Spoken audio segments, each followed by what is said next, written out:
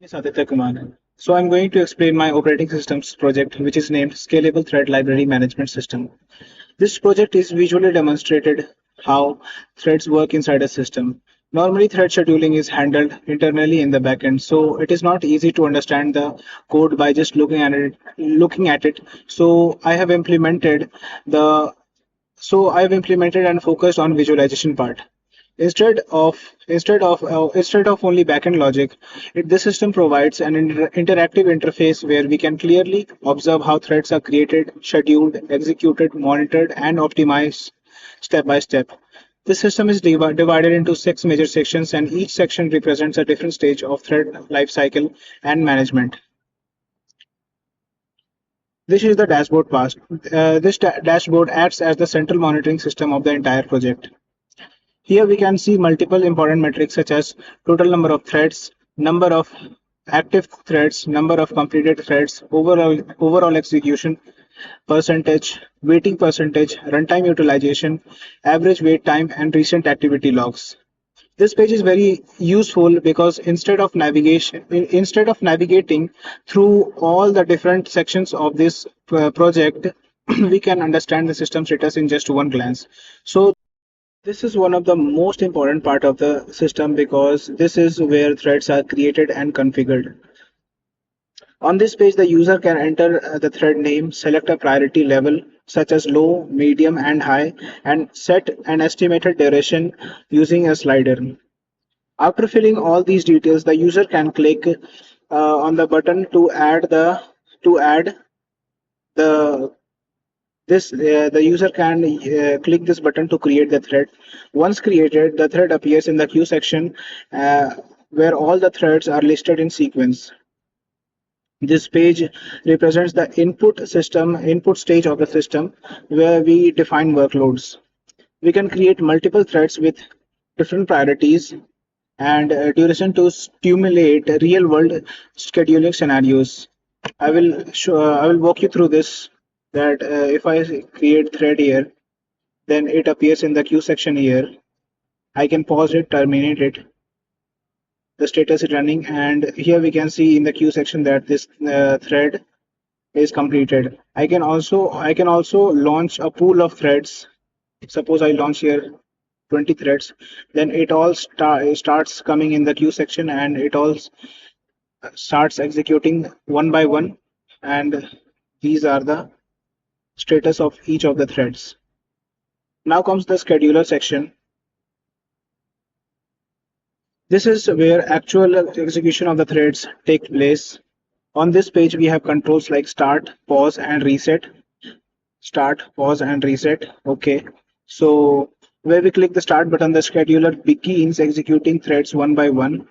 We can clearly observe we can clearly observe which thread is currently running and how many threads are waiting in the queue section. Not in the queue section.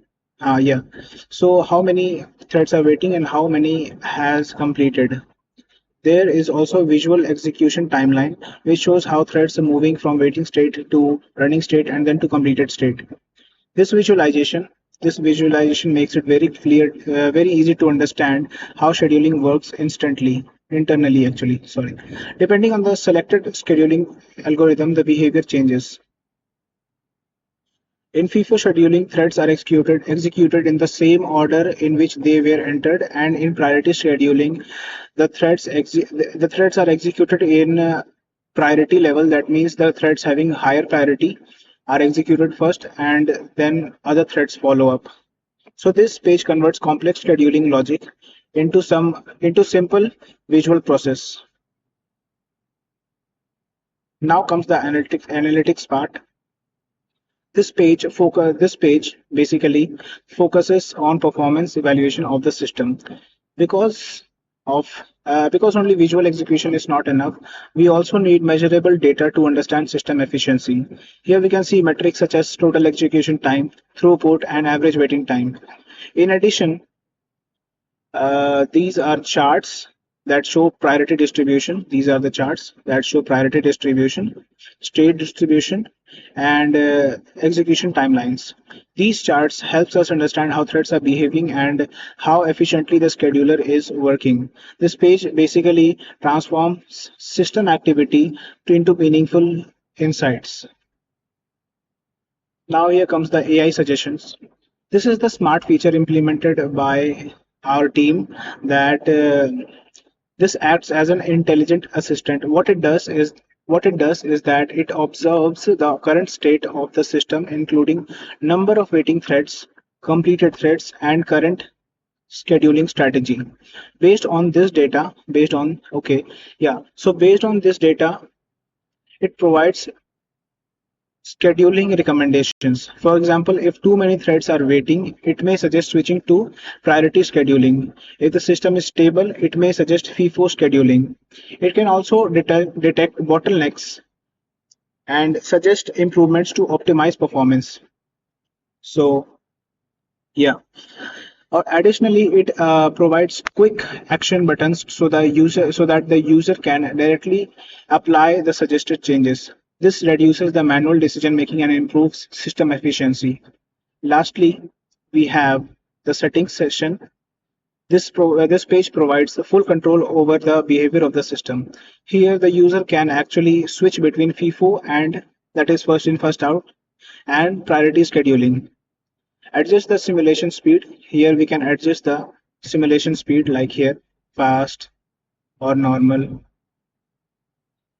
slow, and reset. We can actually reset here. We can actually reset the whole system, and this allows the user to modify the behavior without changing any code. So this page acts as the configuration panel. So this was it, and thank you.